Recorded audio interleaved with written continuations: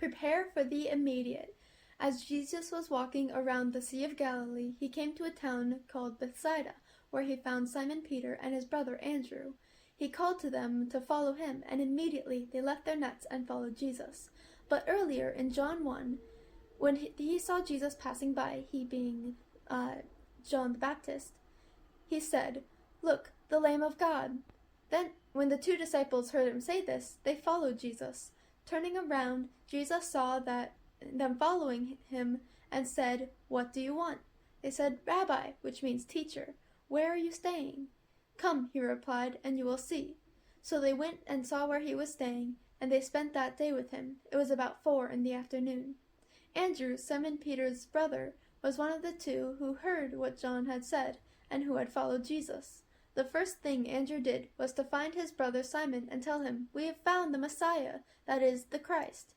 And he brought him to Jesus.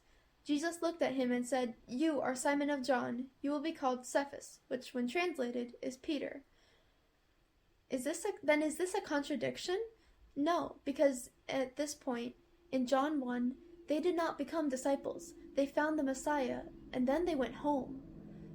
And then the Messiah came to them and made them disciples. Jesus prepared them to follow him immediately, just as John the Baptist prepared all the rest of the Israelites. Now, John the Baptist never did any miracles. All he had was the truth. And after 400 years of silence, the people craved the truth. A lot happens in 400 years. America wasn't even a country 400 years ago. So after all this time, John the Baptist suddenly pops up and starts speaking the truth that the people so crave. One of the people who has this hunger for truth is Andrew. So he becomes a disciple of John the Baptist, who leads him to Jesus. And so Andrew, knowing his brother, leads him to Jesus as well. The harvest is plentiful, but the workers are few. Ask the Lord of the harvest, therefore, to send out workers into his harvest field. That's Luke 10:2.